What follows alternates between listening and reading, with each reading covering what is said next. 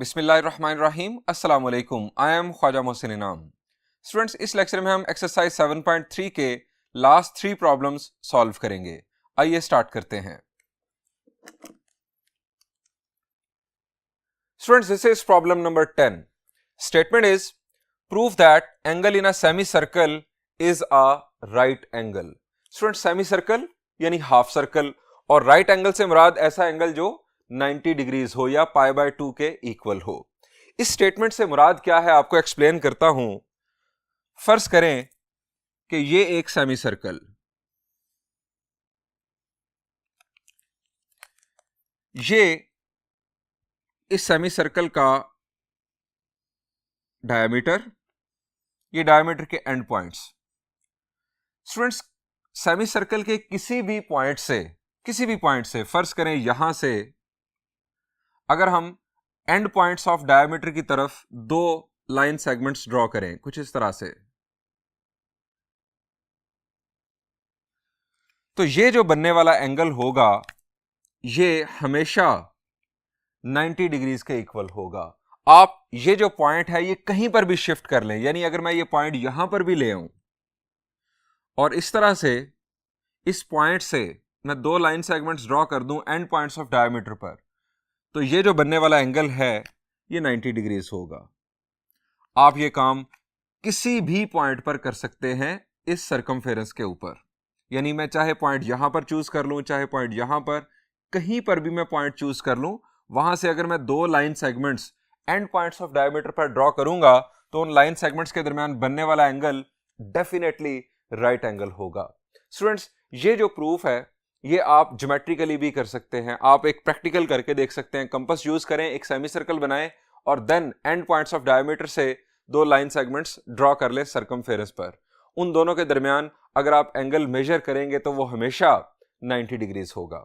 यहां पर हम पढ़ रहे हैं वेक्टर्स, हम इस प्रूफ को वेक्टर्स की मदद से देखेंगे। आइए इसका प्रूफ देखते हैं। स्टूडेंट्स, ये जरा खूबसूरत सा सेमी सर्कल बना लिया। अब हमें angle in a semicircle is a right angle साबित करना है, तो हम इस सर्कमफेरेंस के ऊपर, इस सेमी सर्कल के सर्कमफेरेंस के ऊपर हम एक पॉइंट चूज कर लेते हैं, कोई एक पॉइंट जिसे हम नाम भी दे देते हैं। मैं ये पॉइंट चूज कर रहा हूं यहां पर और इसका नाम है C। इस पॉइंट को हम इन एंड्स के साथ ज्वाइन कर देते हैं।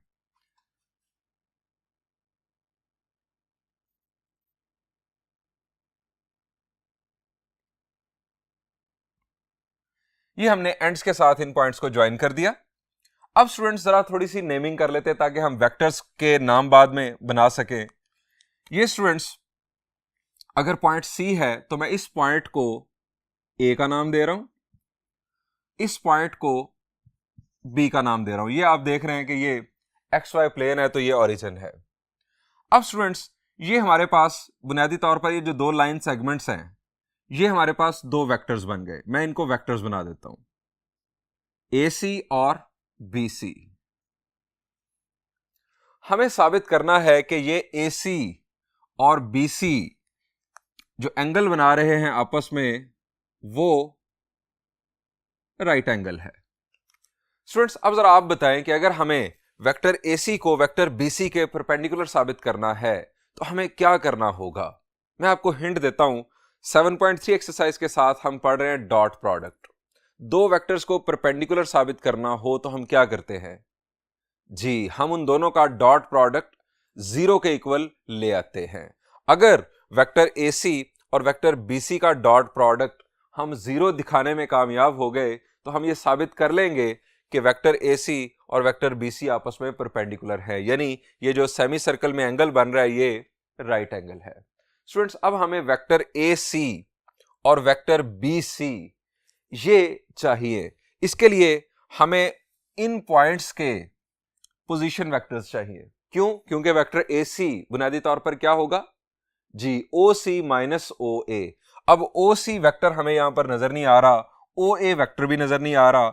हम यहां पर ये जो OA सेगमेंट है इसे वेक्टर बना लेते हैं, ये बन गया OA वेक्टर, और यहां से हम बना लेते हैं OC वेक्टर। मैं इसको डॉटेड में ड्रॉ कर रहा हूं। कुछ इस तरह से। ये हमारे पास आ गया वेक्टर OC। डॉटेड में इसलिए ड्रॉ किया कि ये हमारे पास इस स्टोरी में हमें चाहिए तो है, लेकिन असल में हम वर्किंग इन दो वेक्टर्स के लिए कर रहे हैं। अब ये हमारे पास वेक्टर OC माइनस OA हमारे पास बन जाएगा वेक्टर AC। दूसरी तरफ वेक्टर BC के लिए हमें चाहिए OC माइनस OB। OC हमारे पास मौजूद, OB वेक्टर ये हमने बना लिया। अब स्टूडेंट्स हम वर्किंग स्टार्ट कर सकते हैं। यहां पर एक और बात जरा पल्ले बांध लें, वो ये है कि वेक्टर OA का मैग्नीट्यूड, वेक्टर OA का मैग्नीट्यूड, वेक्टर OC का मैग्नीट्यूड और वेक्टर OB का मैग्नीट्यूड किसके बराबर होगा? जी, चूंकि O सेंटर है, O से A, O से C और O से B जो लेंथ होगी वो बुनियादी तौर पर इस सेमी सर्कल के रेडियस के बराबर होगी। सो हम स्टार्ट करते हैं इसका प्रूफ। हम सबसे पहले लिखेंगे रेफर टू रफ डायग्राम।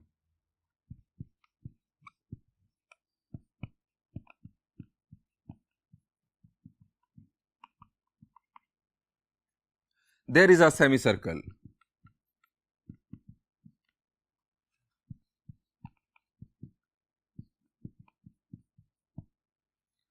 नजर आ रहा है semicircle. OA vector magnitude is equal to magnitude of vector OB is equal to magnitude of vector OC is equal to radius. ये रेडियस के इक्वल है, आप इसे सिंपल आर भी लिख सकते हैं। ये मैंने लिख दिया इसे आर। फर्दर स्टूडेंट्स आप जरा बताएं कि OA का OB के साथ क्या ताल्लुक है, वेक्टर OA का OB के साथ क्या ताल्लुक बन रहा है? जी, दोनों की लेंथ रेडियस के इक्वल है, दोनों की डायरेक्शन अपोजिट है, तो इसका मतलब है ये एक दूसरे के नेगेटिव वेक्टर हैं। फर्दर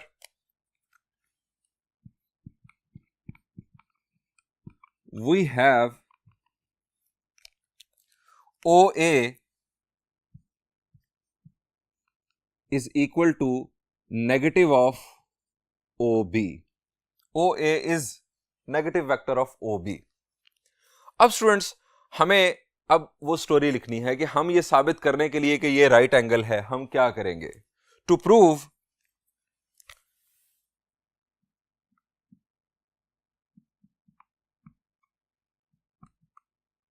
that angle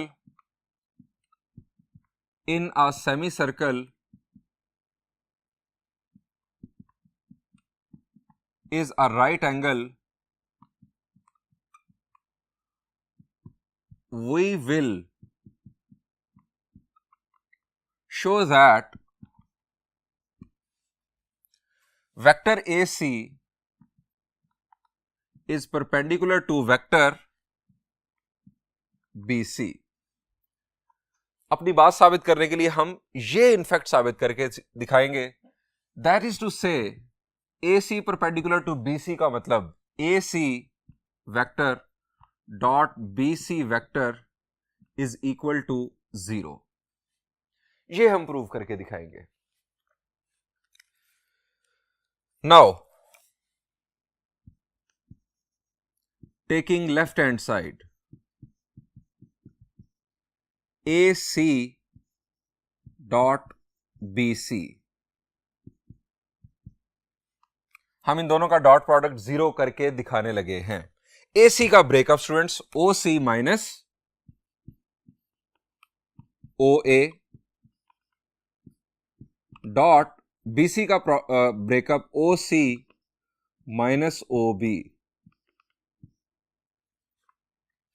अब स्टूडेंट्स यहां पर OA है, यहां पर OB है। हमने यहां पर डिस्कस किया कि OA is negative vector of OB। हम OB की जगह पर माइनस OA या OA की जगह पर माइनस OB पुट कर सकते हैं। सो मैं यहां पर कर रहा हूं OA की जगह पर माइनस OB पुट कर रहा हूं। माइनस OB पुट करने की वजह से माइनस माइनस हो जाएगा plus vector OB। O C minus O B, reasoning साथ कर देंगे, O A is equal to negative of O B. Students, अब जरा इस प्रोडक्ट के ऊपर गौर करें। दोनों तरफ सेम वेक्टर्स, यहां पर प्लस यहां पर माइनस। क्या आइडिया आ रहा है जेन में? जी आपके जेन में फौरन आया होगा A plus B into A minus B is equal to A square minus B square. Students, ये ए बी नंबर्स हैं, वो जो मल्टीप्लीकेशन है नंबर्स की, वो सिंपल यानी मल्टीप्लीकेशन ऑफ नंबर्स है। यहां पर ये वेक्टर्स हैं और ये डॉट प्रोडक्ट है। सवाल यह है कि क्या डॉट प्रोडक्ट में ये फॉर्मूला एग्जिस्ट करता है? The answer is yes. लेकिन किस तरह से एग्जिस्ट करता है, इसको जरा समझना जरूरी है। मैं आपको इसकी वजाहत करता हूं। स्टूडेंट्स, हम ये डॉट प्रोडक्ट किस तरह से परफॉर्म करेंगे? यहां पर है वेक्टर ओ सी, यहां पर वेक्टर ओ सी, ओ सी डॉट ओ सी, उसके बाद ओ सी का dot product minus O B के साथ, minus O C dot O B, उसके बाद O B dot O C plus दोनों तरफ, plus O B dot O C, उसके बाद ओ बी और O B same vectors, plus minus minus O B dot O B. अब students, ये similar हैं। आप जानते हैं कि डॉट प्रोडक्ट कम्यूटेटिव होता है, ओ बी डॉट ओ सी या ओ सी डॉट ओ बी, एक ही बात है। यहां पर प्लस है, यहां पर माइनस, तो ये दोनों हो गए कैंसल। अब ओ सी डॉट ओ सी, एक वेक्टर का अपने साथ ही डॉट प्रोडक्ट, जी एंगल होगा 0, तो मैं आपको जरा इसका रफ एरिया में बता दूं, u dot v is equal to u v cosine of theta. ये u और v वेक्टर्स, यहां पर u और v का मैग्नीट्यूड। अगर मैं यहां पर कर दूं u डॉट u, तो ये बन जाएगा u स्क्वायर, और कोसाइन थीटा, चूंकि थीटा u और u के दरमियान 0 है, तो कोसाइन 0 हो जाएगा 1। सो यहां पर अगर मैं इस बात को लिखूंगा तो ये आ जाएगा ओ सी मैग्नीट्यूड का स्क्वायर। ओ सी मैग्नीट्यूड आना था, मैंने स्क्वायर बना दिया, माइनस ओ बी मैग्नीट्यूड का स्क्वायर। अब स्टूडेंट्स, ओ सी और ओ बी के बारे में हमने यहां पर बात की थी। ये अगर आप देखें मेरे राइट पर, ओ सी और ओ बी मैग्नीट्यूड किसके इक्वल है? रेडियस के इक्वल। ओ सी और ओ बी वेक्टर का मैग्नीट्यूड रेडियस के इक्वल है। सो हम यहां पर इसे लिख सकते हैं r square minus r square is equal to 0। हमने इन दो वेक्टर्स का डॉट प्रोडक्ट 0 के इक्वल साबित कर दिया। 0 के इक्वल साबित कर दिया, तो इसका मतलब है कि ये दो वेक्टर्स आपस में परपेंडिकुलर हैं। This implies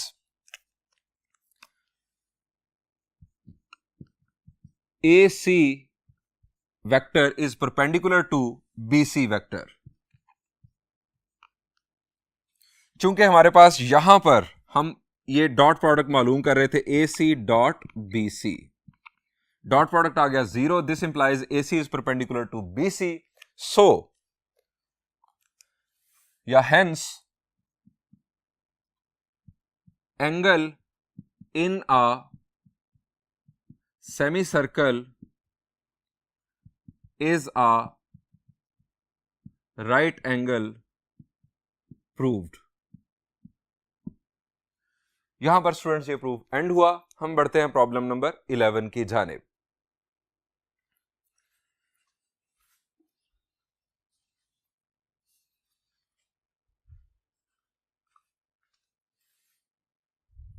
Students, this is problem number 11. Prove that cosine of alpha plus beta is equal to cosine alpha cosine beta minus sin alpha sin beta. Students, इस लॉ का नाम क्या है? शाबाश जी, आपके ज़हन में फौरन आया कि इसे हम कहते हैं fundamental law of trigonometry. Students, आप गलत सोच रहे हैं। This is not fundamental law of trigonometry. Fundamental law of trigonometry में यहां पर माइनस है और यहां पर प्लस है, ये उसकी डिडक्शन है। आपने चैप्टर नंबर 10 फर्स्ट ईयर में फंडामेंटल लॉ ऑफ ट्रिग्नोमेट्री का प्रूफ किया था और इसे उसकी डिडक्शन के तौर पर किया था। यहां पर स्टूडेंट्स हम इसे वेक्टर्स की मदद से प्रूव करेंगे और इंडिपेंडेंटली करेंगे, लेकिन इसके प्रूफ को समझने के लिए हमें कुछ बेसिक्स रिकॉल करनी होंगी। और वो बेसिक्स क्या है मैं आपको रिकॉल करवाता हूं। फर्ज करें कि ये हमारे पास एक एक्स वाई प्लेन, और इस एक्स वाई प्लेन में इस तरह से एक राइट ट्रायंगल बनी हुई है। इस राइट ट्रायंगल की जो बेस है वो है 3 और जो परपेंडिकुलर है वो है 2। मैं इसे बेस कंसिडर कर रहा हूं और इसे परपेंडिकुलर। मेरा सवाल आपसे ये है कि ये जो पॉइंट है इसका एक्स और वाई कोऑर्डिनेट क्या होगा। शाबाश। इस राइट ट्रायंगल की बेस 3 परपेंडिकुलर 2, इसके एक्स और वाई कोऑर्डिनेट्स क्या होंगे। जी यहां पर हम एक्स एक्सिस पर कितना ट्रेवल कर रहे हैं जी 3 यूनिट्स। तो इस पॉइंट का जो एक्स कोऑर्डिनेट होगा वो होगा 3 और वाई एक्सिस के पैरेलल हम ऊपर की तरफ कितना ट्रेवल कर रहे हैं 2 यूनिट्स, तो वाई कोऑर्डिनेट होगा 2। यानी अगर हम इस तरह से ओरिजिन के साथ जोड़कर हाइपोटेन्यूज एक राइट ट्रायंगल बना दें तो उस राइट ट्रायंगल की जो बेस होगी वो एक्स कोऑर्डिनेट होगा इस पॉइंट का, और जो परपेंडिकुलर होगा वो उस पॉइंट का वाई कोऑर्डिनेट होगा। अब यहां पर अगर वैल्यू कर लें, सपोज 4 कर लें, यहां पर 3 कर लें, तो ये 4 हो जाएगा, ये 3 हो जाएगा। अब थोड़ा सा इसको चेंज करते हैं, स्टोरी को चेंज इस तरह से कर रहे हैं कि ये हमारे पास एक्स वाई प्लेन अगेन, ये मैंने राइट ट्रायंगल बना दी। इस दफा हमें इस राइट ट्रायंगल की बेस और परपेंडिकुलर गिवन नहीं है, हमें गिवन है ये एंगल दैट इज थीटा, और ये हमारे पास सपोज करें ये लेंथ है, हाइपोटेन्यूज की लेंथ दैट इज 3, और हमें कहा जाता है कि आप इस पॉइंट के एक्स और वाई कोऑर्डिनेट्स बता दें। तो स्टूडेंट्स हमने यहां पर यह सीखा कि अगर हमें इस पॉइंट के एक्स और वाई कोऑर्डिनेट्स चाहिए तो हमें ये बेस और परपेंडिकुलर यूज करना है। बेस की लेंथ एक्स कोऑर्डिनेट, परपेंडिकुलर की लेंथ वाई कोऑर्डिनेट। अब यहां पर मेरे पास थीटा है, मेरे पास हाइपोटेन्यूज की लेंथ है। अगर मुझे बेस की लेंथ मिल जाए तो वो मेरे पास होगा एक्स कोऑर्डिनेट, और अगर मुझे परपेंडिकुलर की लेंथ मिल जाए तो वो होगा मेरे पास वाई कोऑर्डिनेट। अब मुझे ये बेस और परपेंडिकुलर मालूम करना है। यह है राइट ट्रायंगल, हाइपोटेन्यूज की वैल्यू हमारे पास मौजूद, थीटा एंगल हमारे पास मौजूद। क्या करेंगे, मुझे बेस और परपेंडिकुलर चाहिए। चलें पहले हम परपेंडिकुलर की बात करते हैं। स्टूडेंट्स हाइपोटेन्यूज की बुनियाद पर परपेंडिकुलर मालूम करना है, क्या करेंगे जी। आपको वो सेंटेंस याद आएगा फर्स्ट ईयर में जो हमने पढ़ा था, some people have curly brown hair through proper brushing, some people have, I don't have. अच्छा जी, अब हमें ये y मालूम करना है, तो ये परपेंडिकुलर है, ये हाइपोटेन्यूज है, तो ट्रिग्नोमेट्रिक रेशियो कौन सी यूज होगी जी, it will be sine theta will be equal to perpendicular over hypotenuse y over 3. This will be y is equal to 3 into sin theta. और यहां से बेस की value cosine theta is equal to x over 3 base over hypotenuse, और x की value आ गई 3 into cosine theta. यानी ये हमारे पास आ गया x कोऑर्डिनेट 3 कोसाइन थीटा, और y कोऑर्डिनेट हमारे पास आ गया 3 साइन थीटा। अब यही स्टोरी मैं अगर यहां पर एक दफा और बना दूं, ये थीटा, इसको मैं कर दूं इस दफा 5, और मैं आपसे पूछूं कि x और y कोऑर्डिनेट्स क्या होंगे, तो आप जरा इस सारे पैटर्न को समझ लें। ये 3 है तो 3 कोसाइन थीटा 3 साइन थीटा हमारे पास x और y कोऑर्डिनेट्स। अब यहां पर क्या हो जाएगा 5 cosine theta 5 sine theta, x और y कोऑर्डिनेट्स आ जाएंगे। अब अगर मैं यहां पर थीटा की बजाय अल्फा यूज कर लूं तो क्या चेंज आएगा, यहां पर हो जाएगा अल्फा, यहां पर भी अल्फा, यहां पर बीटा यूज कर लूं तब यहां पर बीटा, यहां पर बीटा, और अगर मैं यहां पर जो एंगल है वो अल्फा प्लस बीटा यूज कर लूं तो यहां पर cosine of alpha plus beta, यहां पर sine of alpha plus beta, यानी जो भी एंगल का नाम होगा उस राइट ट्रायंगल के अंदर वो यहां पर आ जाएगा, और जो भी हाइपोटेन्यूज की लेंथ होगी वो हमारे पास कोसाइन और साइन थीटा के कोएफिशिएंट के तौर पर आ जाएगा नंबर। अब हम क्या करते हैं अपनी आसानी के लिए, हम इस लेंथ को 1 कंसीडर कर लेते हैं। हम 1 कंसीडर कर सकते हैं हाइपोटेन्यूज की लेंथ। आपको याद हो हमने फर्स्ट ईयर में जब प्रूफ किया था तो वहां पर हमने यूनिट सर्कल कंसीडर किया था। यूनिट सर्कल एक ऐसा सर्कल के जिसका रेडियस 1 था। 1 हमने जब कंसीडर किया तो यहां पर 5 की बजाय आ गया 1, यहां पर भी 1 आ गया, यानी x कोऑर्डिनेट कोसाइन थीटा और y coordinate sine theta. Students, इस 1 का फायदा यह होता है कि हमारा जो प्रूफ है वो थोड़ा सिंपल हो जाता है, हमें नंबर्स में उलझना नहीं पड़ता। अदरवाइज अगर आप यहां पर हाइपोटेन्यूज की कोई लेंथ भी डिसाइड करेंगे तब भी आखिर पे कैंसलेशन होने के बाद हमारा प्रूफ कंप्लीट हो जाएगा। लेकिन हम अपने लिए ज्यादा फिजिबल, ज्यादा जो आसान सिचुएशन है वो खुद से बना लेते हैं प्रूफ करने के लिए। अब स्टूडेंट्स, एक और बात, आखिरी बात आपको मैं बता दूं, अगर यही सिनेरियो आपका बन रहा हो इस तरह से फोर्थ क्वाड्रेंट के अंदर, यहां पर फर्ज करें एंगल हो, फर्ज करें बीटा, और यह सिनेरियो जब यहां पर बन रहा होगा तब भी आप इसी के मुताबिक ये कोऑर्डिनेट्स लिखेंगे।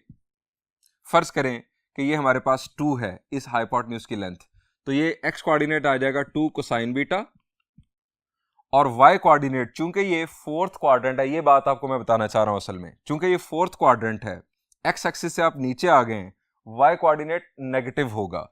यहां पर हमारे पास जो y कोऑर्डिनेट होगा वो -2 साइन बीटा होगा। जो हमारी जो परपेंडिकुलर की लेंथ है वो इनफैक्ट 2 साइन बीटा ही है, चूंकि लेंथ नेगेटिव नहीं होती, लेकिन y कोऑर्डिनेट जब हम लिखेंगे तो वो नेगेटिव लिखा जाएगा। इसी तरह से अगर आप फर्ज करें सेकंड क्वाड्रेंट में आप आ जाएंगे तो x कोऑर्डिनेट भी नेगेटिव हो जाएगा, y कोऑर्डिनेट पॉजिटिव रहेगा, x कोऑर्डिनेट नेगेटिव हो जाएगा, और थर्ड क्वाड्रेंट में दोनों कोऑर्डिनेट्स नेगेटिव कंसीडर होंगे। अब हम अपने प्रूफ की जानिब बढ़ते हैं, और हम प्रूफ में करेंगे क्या, हम इस लेंथ को 1 कंसीडर कर लेंगे, और क्या करेंगे आइए अब आपको प्रूफ में ही बताता हूं। ये स्टूडेंट्स, मैंने एक रफ डायग्राम बना ली, हम यहां लिख लेते हैं refer to rough diagram.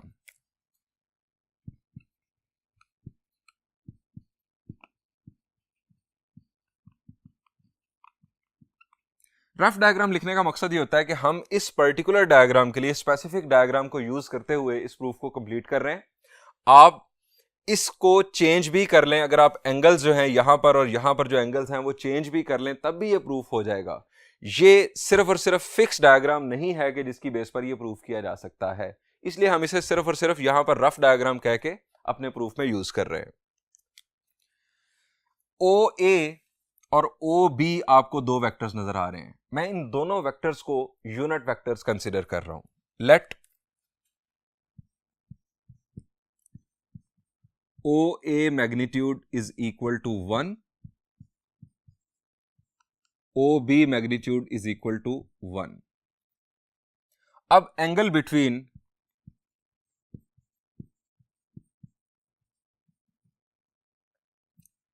O A and X axis is equal to, O A और एक्स एक्सिस के दरमियान जो एंगल है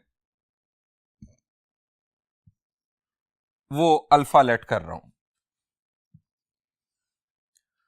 ओ बी और एक्स एक्सिस के दरमियान जो एंगल है उसे बीटा लेट कर रहा हूं।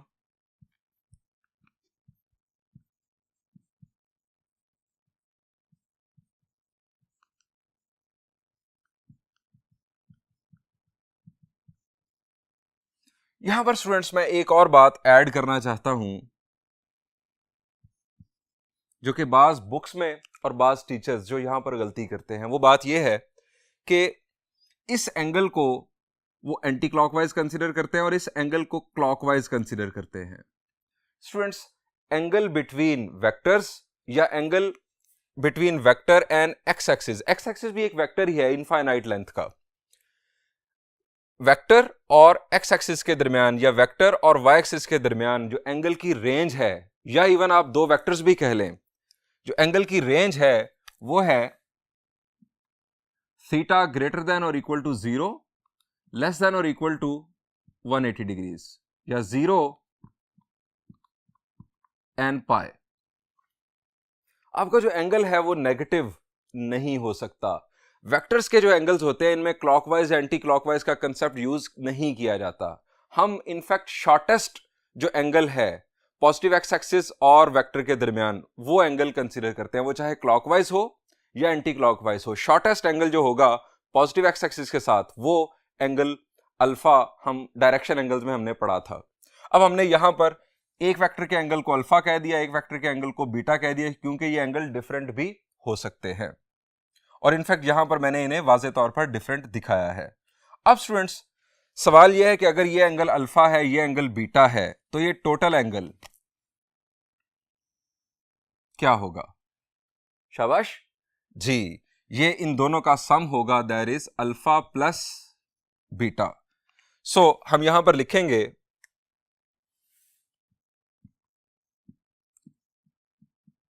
Angle between OA and OB is equal to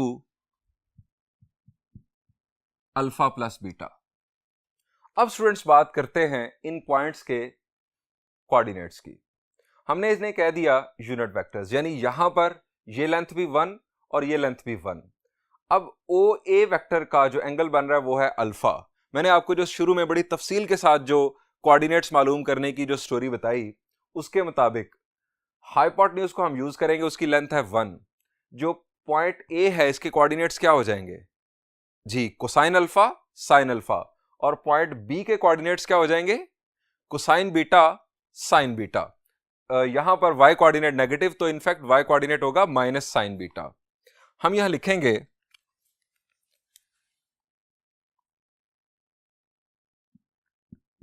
a जो है वो कोसाइन अल्फा साइन अल्फा, इसकी बेस पर जो पॉइंट ए है वो कोसाइन अल्फा साइन अल्फा, इसकी बेस पर जो यूनिट वेक्टर OA है, इस पॉइंट का पोजीशन वेक्टर वो क्या बन जाएगा जी? Cosine alpha I plus sine alpha J। और इसी तरह जो पॉइंट B है, पॉइंट B के कोऑर्डिनेट्स कोसाइन बीटा और माइनस साइन बीटा, इससे इस पॉइंट का पोजीशन वेक्टर बन जाएगा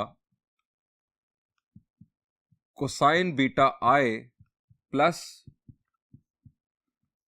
साइन बीटा J।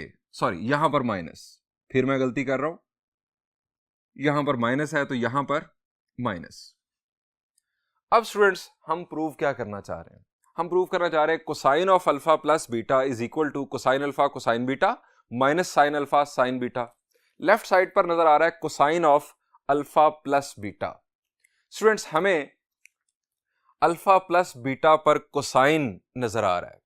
अब कोसाइन अल्फा प्लस बीटा पर अप्लाई हो सकता है अगर हम जहन में लेकर आए डॉट प्रोडक्ट को। डॉट प्रोडक्ट अगर हम करें वेक्टर OA की वेक्टर OB के साथ, तो इन दो वेक्टर्स के दरमियान बनने वाला एंगल है alpha plus beta.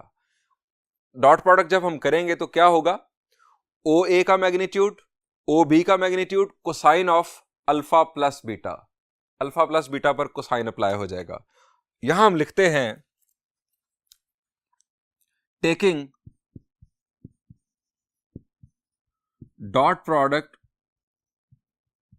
Of OA and OB, इनका डॉट प्रोडक्ट परफॉर्म करते हैं। OA dot OB is equal to OA vector हमारे पास cosine of alpha I plus sine alpha J dot cosine beta I minus sine beta J। अब left side पर हम दूसरा formula use करते हैं, ये बन जाएगा हमारे पास O A magnitude O B magnitude cosine of angle between these two vectors and there is alpha plus beta, और राइट साइड पर आई कंपोनेंट के साथ प्रोडक्ट हो जाएगा और जे कंपोनेंट के साथ cosine alpha cosine beta plus minus minus sine alpha sine beta. अब कमी क्या रह गई है? सब कुछ है, ओ ए मैग्नीट्यूड और ओ बी मैग्नीट्यूड, ये मैग्नीट्यूड्स को यहां से गायब करना है। वेक्टर ओ ए और वेक्टर ओ बी हमने यूनिट वेक्टर सेलेक्ट किए थे, हमने यहां पर स्टार्ट पे लिखा था, आपको अगर याद हो ये हमने लिखा था कि इनकी लेंथ 1 है। हम यहां लिखेंगे इसको, यानी गायब कर देंगे और आप डायरेक्ट लिख देंगे cosine of alpha plus beta is equal to cosine alpha cosine beta minus sine alpha sine beta, और साथ आप रीजन लिख देंगे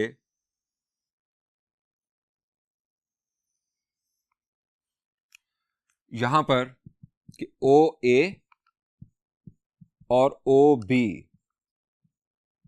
ये दोनों वेक्टर्स की जो लेंथ्स हैं वो 1 के इक्वल हैं। स्टूडेंट्स, ये हमारा प्रूफ कंप्लीट हुआ। अब एग्जाम्पल है एक्सरसाइज 7.3 से पहले, जिसके अंदर fundamental law of trigonometry prove करने के लिए कहा गया है। उसके लिए माइनर चेंज क्या होगा ये मैं अब आपको बताता हूं।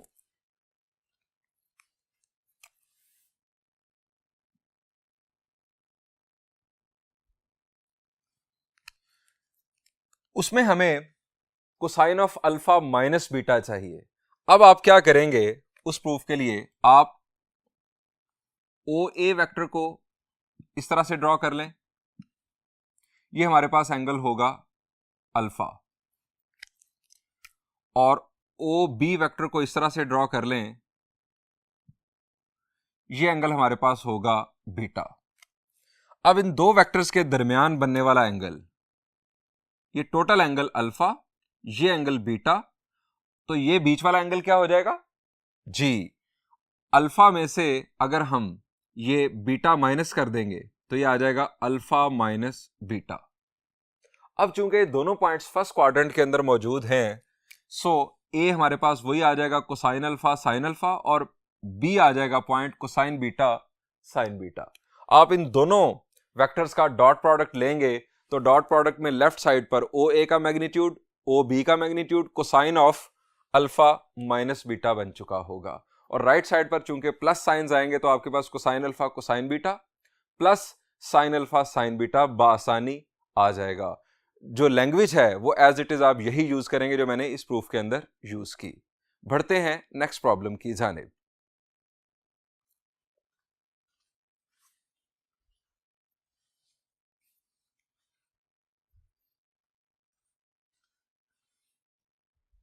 Students, this is problem number 12। Prove that in any triangle ABC, ये इसका थर्ड और फोर्थ पार्ट मैंने लिखा है।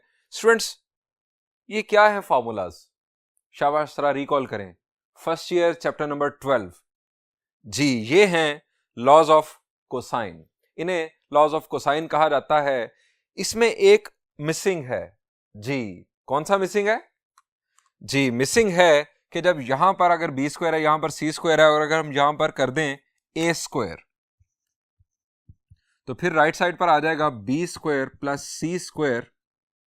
आप देखें यहां बी है तो यहां सी और ए है, यहां सी है तो यहां ए और बी है, इसी तरह आगे भी ए और बी, और यहां पर आगे सी और ए, ये आ जाएगा -2bc। अब यहां पर बी है तो कोसाइन ऑफ बी, यहां पर सी है कोसाइन ऑफ सी, यहां पर ए है तो कोसाइन ऑफ ए। ये है students laws of cosine. Students, दो जो हैं वो गिवन है एक्सरसाइज के अंदर, और एक का प्रूफ एक्सरसाइज 7.3 से पहले एग्जाम्पल के तौर पर मौजूद है। स्टूडेंट्स, इनमें से कोई एक भी अगर आपने समझ लिया तो आप बासानी उसी पैटर्न पर रिमेनिंग 2 कर लेंगे। मैं आपके लिए करने जा रहा हूं फोर्थ पार्ट जो है इसका, that is C square is equal to A square plus B square -2ab cosine of C. आइए एक ट्राइंगल के ऊपर इसे डिस्कस करते हैं। स्टूडेंट्स, ये कोई भी triangle, for any triangle ABC आप इसे साबित कर सकते हैं। मैंने अभी आपके सामने जो ट्राइंगल बनाई है ये एक एक्यूट ट्राइंगल है। आप इसे ऑब्ट्यूज ट्राइंगल के ऊपर ट्राई कर लें, आप इसे राइट ट्राइंगल के ऊपर कर लें, प्रूफ हो जाएगा। स्टूडेंट्स, हमने इस ट्राइंगल को नाम देना है। नाम हम क्या करते थे फर्स्ट ईयर में? जी, ट्रिग्नोमेट्री के अंदर हम एंटी क्लॉकवाइज नेमिंग करते थे। आप इसे कह लें ए, इसे बी और इसे सी, एंटी क्लॉकवाइज। अब जरा ये भी रिकॉल करवाएंगे जो साइड्स हैं उनके नाम हम कैसे रखते थे। जी, ए के अपोजिट साइड स्मॉल ए, बी के अपोजिट साइड स्मॉल बी और सी के opposite side small C. Students, हम यहां पर वेक्टर्स की मदद से ये प्रूफ करने जा रहे हैं। सो इन साइड्स को वेक्टर्स बना देते हैं। अब वेक्टर्स के लिए आप इन्हें कुछ भी डायरेक्शन दे दें, जो भी आप डायरेक्शन देंगे ये प्रूफ किया जा सकता है। मैं आसानी के लिए इसे एंटी क्लॉकवाइज डायरेक्शन ही दे रहा हूं।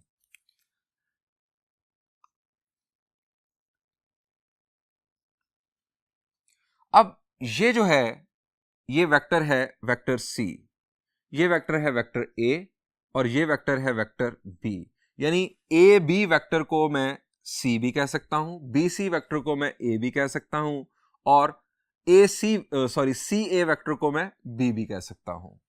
ये हमने इस तरह से नेमिंग कर ली। अब बात करते हैं एंगल्स की। स्टूडेंट्स, ये जो एंगल है, ये एंगल, इस एंगल को हम क्या कहते थे? वर्टेक्स ए के साथ जो बनने वाला एंगल है उसे हम क्या कहते थे? जी, हमारे दो स्टाइल्स थे। एक हम इसे अल्फा कहते थे और दूसरा हम इसे एंगल ए बी कहते थे। यहां पर जो आप देखें हमारी स्टेटमेंट के अंदर ए बी और सी की लैंग्वेज यूज की गई है, सो हम अल्फा बीटा और गैमा यूज नहीं करेंगे। ये हमारे पास है एंगल ए, ये है एंगल बी और ये है एंगल सी। अब स्टूडेंट्स, मेरा सवाल जरा ध्यान से सुनिएगा। मेरा सवाल आपसे यह है कि वेक्टर सी और वेक्टर ए के दरमियान बनने वाला एंगल कौन सा है? वेक्टर सी और वेक्टर ए के दरमियान बनने वाला एंगल कौन सा है? आपने फौरन सोचा एंगल बी। आगे बढ़ते हैं। वेक्टर ए और वेक्टर बी के दरमियान बनने वाला एंगल क्या है? आपके ज़हन में फौरन आया होगा एंगल सी। और अगर मैं पूछूं वेक्टर बी और वेक्टर सी के दरमियान बनने वाला एंगल कौन सा है, तो आपके ज़हन में फौरन आएगा एंगल ए। स्टूडेंट्स, आपके ये तीनों ख्यालात गलत हैं। ये एंगल्स इन वेक्टर्स के दरमियान एंगल नहीं हैं। ये ट्राइंगल के एंगल तो हैं, लेकिन ये वेक्टर्स के दरमियान एंगल्स हरगिज नहीं हैं। अब वेक्टर्स के दरमियान एंगल हम कैसे देखते हैं? स्टूडेंट्स, मैंने आपको एक्सरसाइज 7.1 के शुरू में 7.1 के जो हमने इनिशियल लेक्चर से उनमें डिस्कस किया था कि एंगल बिटवीन टू वेक्टर्स कैसे देखा जाता है। अब दोबारा से जरा समझ लें। फर्ज करें कि हमारे पास इस तरह से दो वेक्टर्स हैं।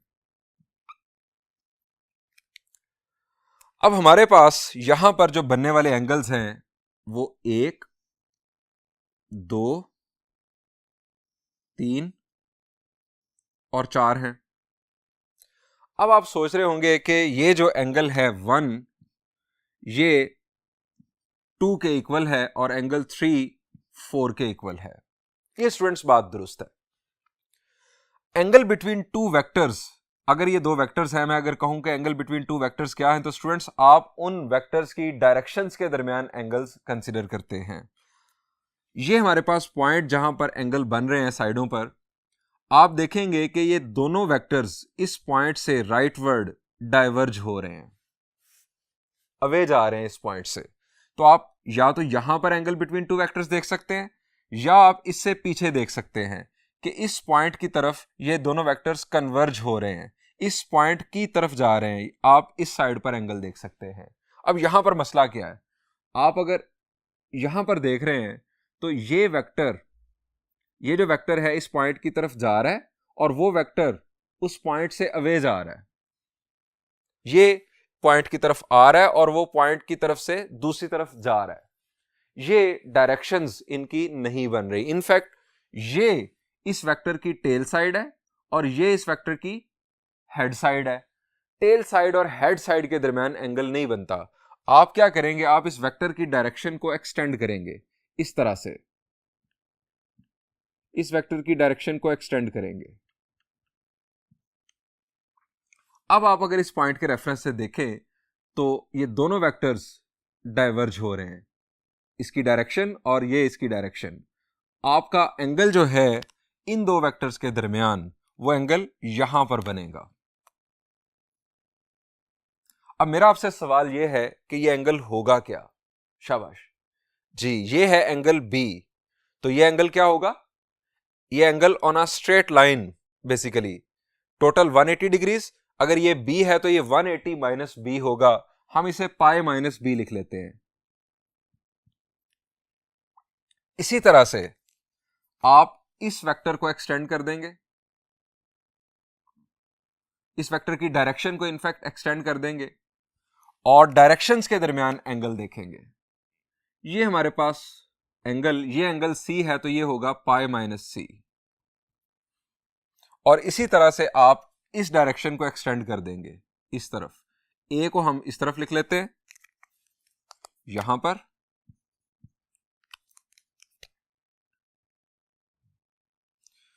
और ये हमारे पास एंगल होगा, ये एंगल अगर ए है तो ये एंगल हमारे पास होगा पाई माइनस ए। अब प्रूफ के अंदर अगर मैं आपसे पूछूं कि वेक्टर ए और वेक्टर सी के दरमियान एंगल क्या है, तो वो होगा pi minus B. Vector A और वेक्टर बी के दरमियान जो एंगल है वो है पाई माइनस सी, और वेक्टर बी और वेक्टर सी के दरमियान जो एंगल है वो है पाई माइनस ए। स्टूडेंट्स, ये वर्किंग जो है, ये जो मैंने की आपको समझाने के लिए, इसको मिटा लेते हैं और अपना प्रूफ कंटिन्यू करते हैं।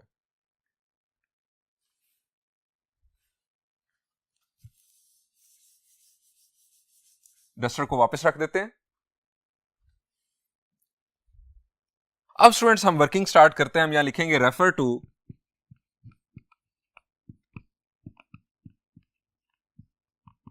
Rough diagram, there is a triangle ABC. Let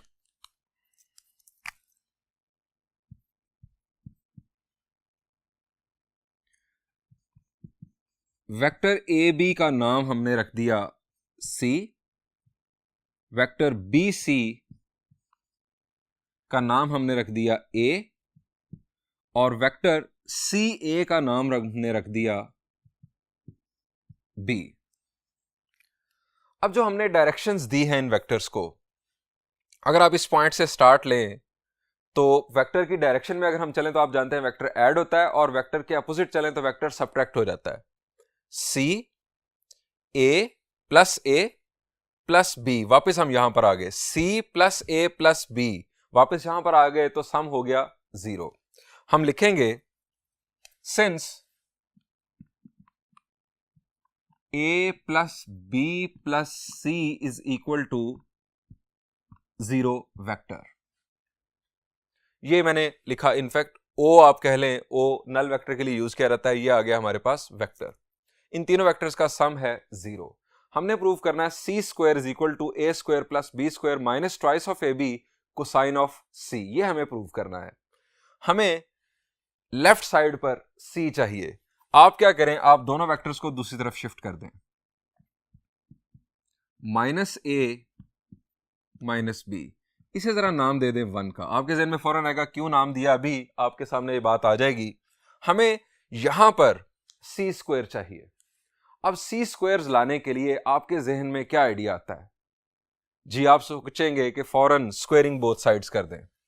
तो स्टूडेंट्स, हमें सी स्क्वायर चाहिए। सी वेक्टर का स्क्वायर नहीं चाहिए, और ये इस तरह से वैसे आना भी नहीं है अगर आप दोनों तरफ स्क्वायर करेंगे। स्टूडेंट्स, हमें सी स्क्वायर लाने के लिए सी के साथ डॉट प्रोडक्ट लेना है दोनों तरफ। C vector dot C vector बन जाएगा सी स्क्वायर लेफ्ट साइड पर। अब राइट साइड पर क्या होगा ये भी अभी देखते हैं। Taking dot product with C on both sides.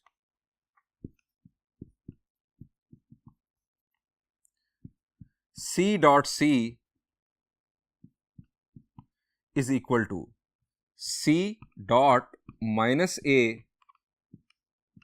minus B. अब स्टूडेंट्स यहां पर C डॉट C ये तो हो जाएगा C स्क्वायर, चूंकि सेम वेक्टर है तो C स्क्वायर आ जाएगा। राइट साइड पर हमें लॉ ऑफ कोसाइन के मुताबिक C नहीं चाहिए। C square is equal to A square plus B square minus twice of AB cosine of C। Cosine of C वो C एंगल है, ये C हमें नहीं चाहिए यहां पर। अब इस C को हटाने के लिए हमारे पास ये C की वैल्यू है जिसे मैंने यहां पर 1 का नाम दिया। आप ये C की वैल्यू यहां पर पुट कर दें।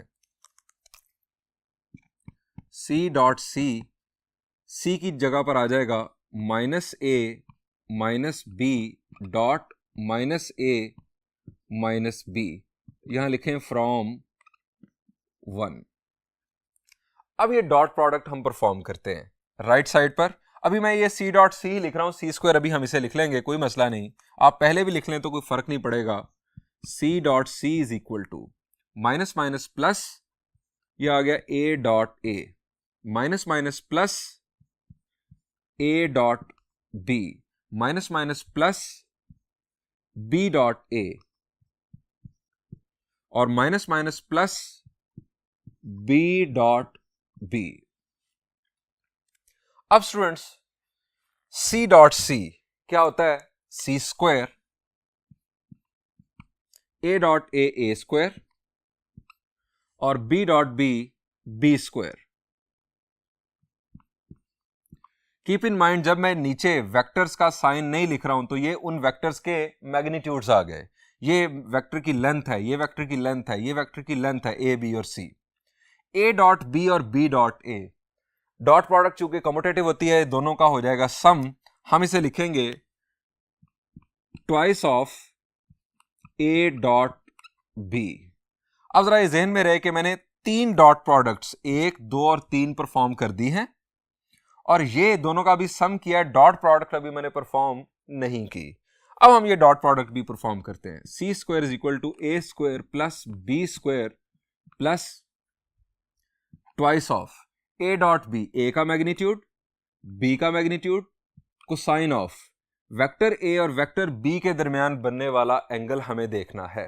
अब आ जाए डायग्राम में।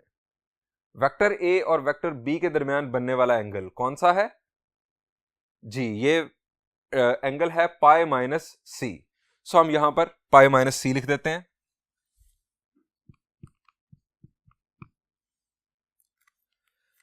अब स्टूडेंट्स जरा रिकॉल करें फर्स्ट ईयर का कंसेप्ट, अलाइड एंगल्स का कंसेप्ट, कि cosine of pi minus C किसके इक्वल है जी? It is equal to minus cosine C। मैं इसकी डिटेल में थोड़ा सा आप चला जाता हूं। ये पाई बाय 2 का इवन मल्टीपल है। जब इवन मल्टीपल हो तो ट्रिग्नोमेट्रिक रेशियो चेंज नहीं होती, कोसाइन ही रहेगी क्योंकि ये इवन मल्टीपल है पाई बाय 2 का या 90 का। और पाई माइनस C आपका क्वाड्रेंट कौन सा बनता है? ये रफ एरिया,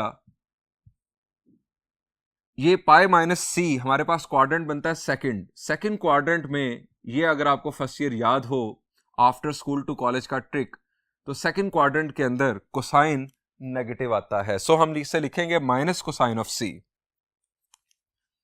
हम लिखेंगे C square is equal to A square plus B square minus twice of AB cosine of C, और साथ रीजन लिख देंगे cosine of pi minus C is equal to minus cosine of C। ये students हमें prove करना था।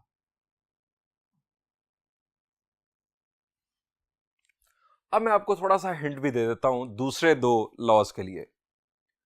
यहां पर स्टूडेंट्स हमने A plus B plus C is equal to 0 vector लिखा। यहां तक एग्जैक्टली सिमिलर आएंगे तीनों लॉज के प्रूफ्स। हमें चाहिए था C स्क्वायर वाला प्रूफ, तो हमने यहां पर C को छोड़ा। अगर आप A स्क्वायर वाला प्रूफ कर रहे होंगे तो यहां पर A को छोड़ देंगे, यहां पर आ जाएगा माइनस B माइनस C। अब माइनस B माइनस C आप डॉट प्रोडक्ट A के साथ लेंगे तो यहां पर A डॉट A बन जाएगा, यहां पर minus B minus C। A vector की value minus B minus C आप यहां पर पुट करके इसी पैटर्न पर आप जो है वो डॉट प्रोडक्ट परफॉर्म करेंगे तो आपके पास यहां पर जब ए स्क्वायर होगा तो यहां पर कोसाइन ऑफ पाई माइनस ए आ चुका होगा, जिससे आपके पास यहां पर माइनस कोसाइन ऑफ ए हासिल होगा। बी के लिए आप समझ गए कि यहां पर अगर आप बी को रहने देंगे, ए और सी को इधर शिफ्ट करेंगे तो आपका बी वाला प्रूफ भी आसानी से किया जा सकता है। स्टूडेंट्स, रिमेनिंग टू प्रूफ्स आप सेम डायग्राम के ऊपर खुद कीजिएगा, बहुत ही आसान है। मैं बढ़ता हूं कुछ और प्रूफ्स की जानिब।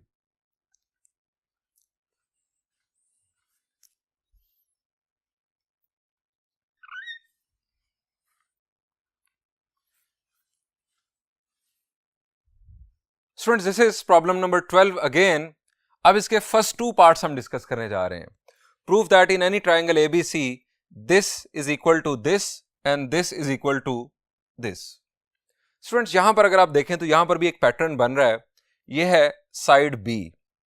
यहां पर आपको बी नजर नहीं आएगा, C cosine of A plus A cosine of C, और यहां पर है सी। यहां पर आपको सी नजर नहीं आएगा, A cosine of B plus B cosine of A. Students, इनमें एक मिसिंग है, और वो कौन सा है? आप यहां पर अगर ए ले आए तो आप राइट साइड पर ए नहीं आएगा, यहां पर आ जाएगा B cosine of C plus C. ये सी साइड है और ये सी एंगल है, ये स्मॉल है और ये कैपिटल है। C cosine of B. Students, इन लॉज का नाम है और ये लॉज कहलाते हैं लॉज ऑफ प्रोजेक्शन। ये जो दो पार्ट्स हैं ये तो आगे एक्सरसाइज के अंदर, और ये जो मैंने लिखा है ये एग्जाम्पल के अंदर है। इन्हें लॉज ऑफ प्रोजेक्शन क्यों कहा जाता है, आइए ट्राइंगल पर जरा इन्हें देखते हैं। ये स्टूडेंट्स हमारी वही ट्राइंगल, वही सारी वर्किंग जो अभी हमने लॉज ऑफ कोसाइन के लिए देखी थी। Students, first law of projection को देखते हैं। यह है कि बी जो साइड है वो इक्वल होगी C cosine of A plus A cosine of C के। हमें समझना यह है कि इन्हें लॉज ऑफ प्रोजेक्शन क्यों कहा जाता है। स्टूडेंट्स, हमारे पास यहां पर यह है वेक्टर बी।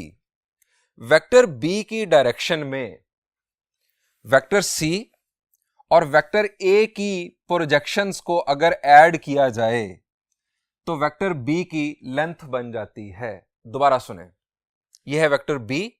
वेक्टर बी की डायरेक्शन में वेक्टर सी और वेक्टर ए की प्रोजेक्शंस को अगर ऐड किया जाए, ये इन दोनों वेक्टर्स की प्रोजेक्शंस ऐड हो रही हैं। ये सी कोसाइन ए एक वेक्टर की प्रोजेक्शन और ए कोसाइन सी दूसरे वेक्टर की प्रोजेक्शन, इन दोनों प्रोजेक्शंस का सम वेक्टर बी की लेंथ के इक्वल है। यहां पर ए और बी की प्रोजेक्शंस का सम सी की डायरेक्शन में वेक्टर सी की लेंथ के इक्वल है, और यहां पर अगर आप वही पैटर्न अडॉप्ट कर लें तो आप समझ गए। अब मैं आपके लिए ये सेकंड प्रूव करने जा रहा हूं। बिल्कुल आसान है, फर्स्ट भी और ये एग्जांपल भी सेम पैटर्न के ऊपर आप कर सकेंगे। ये वही डायग्राम यानी ये 6 प्रूफ्स के लिए इस्तेमाल हो रही है, 3 लॉज ऑफ कोसाइन और 3 लॉज ऑफ प्रोजेक्शन। वही सारी कहानी जो अभी हमने पहले देखी।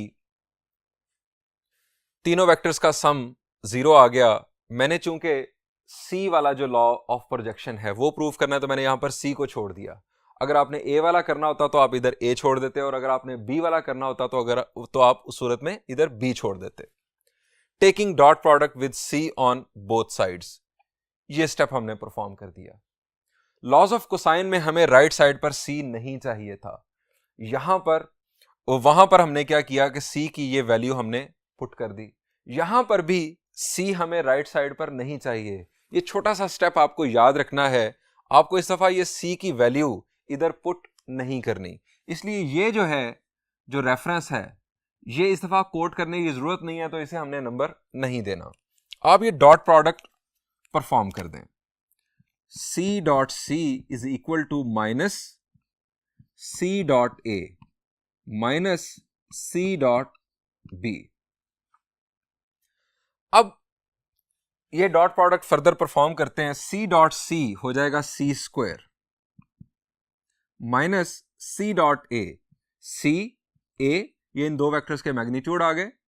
कोसाइन ऑफ सी वेक्टर और ए वेक्टर के दरमियान बनने वाला एंगल क्या है? वेक्टर सी और वेक्टर ए के दरमियान बनने वाला एंगल पाई माइनस बी, ये लिख दें यहां पर।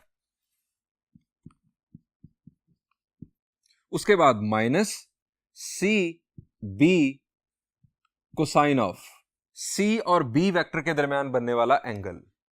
वेक्टर सी और वेक्टर बी के दरमियान बनने वाला एंगल है पाई माइनस ए।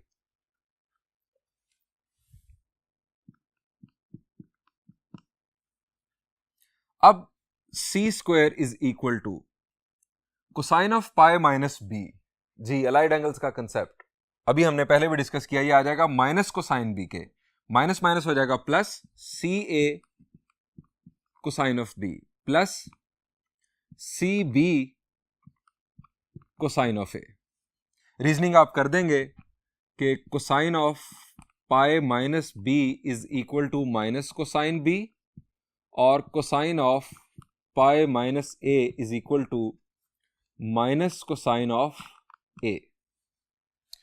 अब स्टूडेंट्स हमें राइट साइड पर सी नहीं चाहिए। अब ये सी मैग्नीट्यूड्स हैं, नंबर्स हैं बुनियादी तौर पर, तो हम क्या करेंगे, हम सी से डिवाइड कर देते हैं दोनों साइड्स पर। Dividing by C,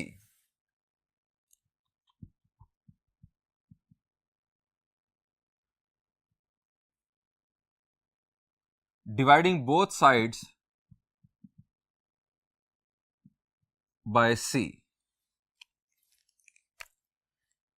left side पर आ गया C is equal to A cosine B plus B cosine A। यही स्टूडेंट्स हमें प्रूव करना था।